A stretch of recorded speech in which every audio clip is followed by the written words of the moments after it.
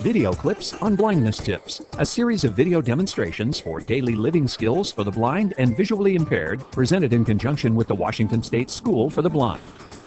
The following tip features Jennifer Butcher, health and fitness instructor at the Washington State School for the Blind. Jennifer explains a series of core training exercises to improve balance and strength for blind and visually impaired people.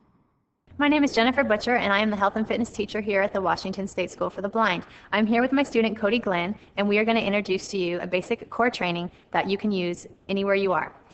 Basically, the core deals with all the muscles from your chest down to your thighs, and it goes around the circumference of your body. And it is involved in everything that you do: standing, walking, bending, twisting.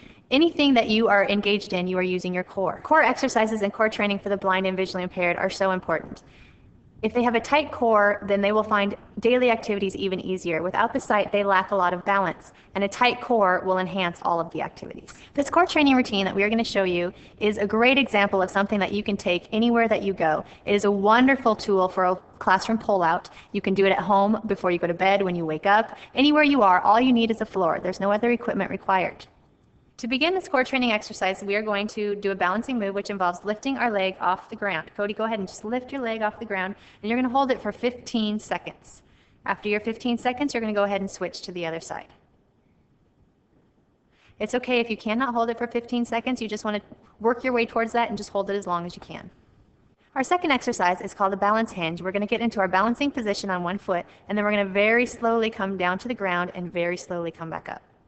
Now, while you're doing this, you want to make sure your belly button is in as tight as you can. It's kind of like you squeeze it to your spine. If it gets really loose, you're going to get way off balance, so you want to keep it tight. And you do not want to forget to breathe. Even though you're tight, you still need to breathe. We want to do this exercise 3 to 5 times. Once we're done with that, we switch to the other side.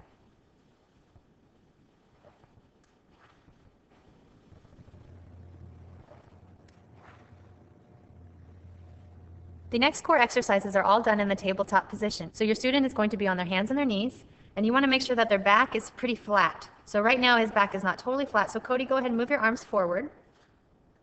Excellent. And also you want to make sure that their belly button is squeezed into their spine, but you also want to tell them to keep breathing. While they're in this position, they're going to go ahead and take one arm and lift it by their ear straight ahead.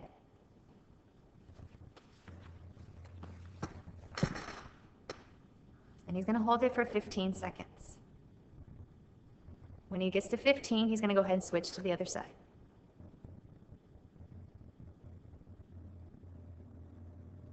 When he finishes with the arms, he's going to go right to the legs.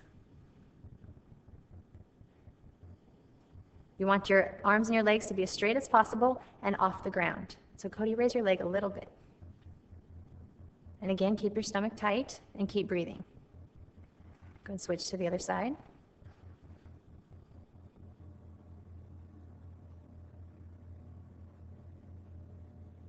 All right, Cody, now you're going to take the opposite arm and the leg. So take your left arm and right leg and hold it for 15 seconds. Keep the stomach tight and keep breathing. Now very slowly, I want you to bring your elbow and your knee under your chest and back out. We're going to try to do that 15 times.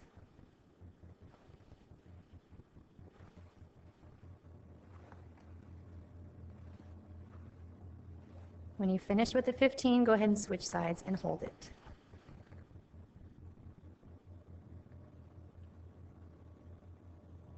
And again, bring it in and out. Keep breathing, stomach, belly button tight.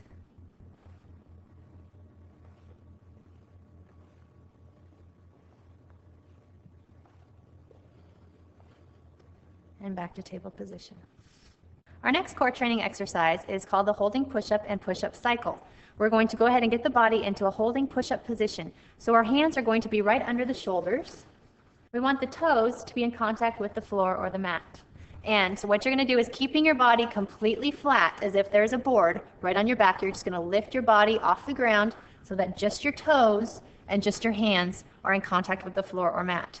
You want to make sure that the body is completely straight, the abdominals are tight, and that they're still breathing. When he is in this position, he is going to hold it for 15 seconds. After the 15 seconds, he's going to slowly bend his elbows and go right into a push-up. He's going to do 3 to 5. And then he's going to go right back into the holding push-up. This is a cycle to be done 3 times. If a push-up is too difficult for the individual, you can do modified push-ups. Cody, go ahead and drop your knees to the mat. Keep your back and your bottom in the exact same position. If you want, you can lift your feet off the ground, bend your elbows, and do a push-up.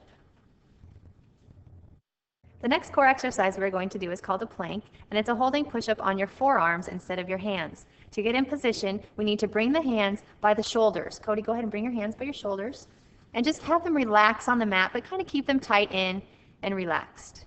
And we want to make sure that our toes are in contact with the mat or the floor. Our goal is to remain flat as if we were on the ground, even though we're going to be in the air. Cody, go ahead and lift your body off the mat, but keep your forearms on the ground. You're going to hold it here for 15 seconds. After your 15 seconds, you're going to take a rest, and you're going to do 2 more for a total of 3. Our next core exercise are forward curl-ups. These are done on your back. We are going to go ahead and bend the knees and put the arms right on the thighs. Now, he is keeping his body in this exact position. He's going to tighten his abdominal muscles and lift his body so that his hands come to his knees and then down. He's going to do this 15 times.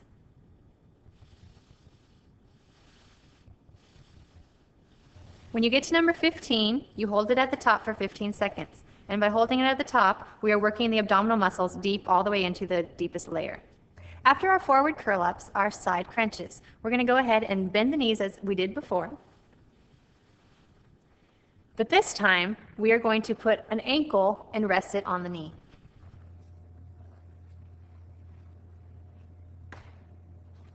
Okay, now, you're going to take the opposite elbow and put it behind your head.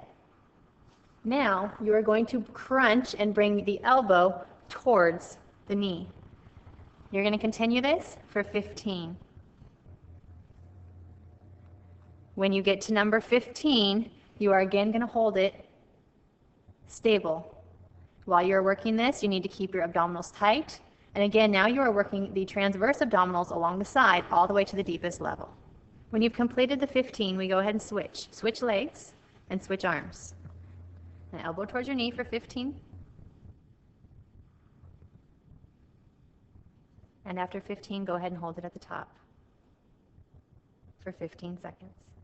Another core exercise is called the reverse bridge. He's going to be on his back, his knees are going to be bent, his hands are going to be on the ground or the mat, flat, face down, and all he's going to do is lift his hip off the ground, and he's going to hold it there for 15 seconds. And what he's doing is he's actually working all of his core from his chest to his thighs all the way in a very deep layer. If we want to make this exercise more difficult, we can stay in this position and we can lift one leg. But if we lift the leg, we want to make sure that the knees are at an equal level. Go ahead and switch legs, Cody. And again, if you do it with the legs, you want to hold it for 15 seconds. Our final core exercise is called the supine leg lifts. The student wants to be on their back, the legs are straight, the toes are pointed up, the hands are positioned right on the mat, right by the hips. Pressing slightly down into the mat, the student is going to lift their legs straight off the mat in the air and straight down. You want to make sure that the legs are completely straight the entire exercise. You're going to perform 15. While you are doing this exercise, it is okay to place your hand on the mat. You can actually push your hand into the mat to help raise your legs. What is not okay is for the hand to come all the way under the bottom and give your extra support for the legs. If the student's legs are hitting the floor very hard, they are going a little bit too fast and they need to slow down and be more controlled. Core exercises can be very difficult. It is okay if you wobble around or even if you fall over. It's a good thing to just keep on trying because you will get it. It just takes practice. More video clips for blindness tips are available from the Washington State School for the Blind at wssb.wa.gov.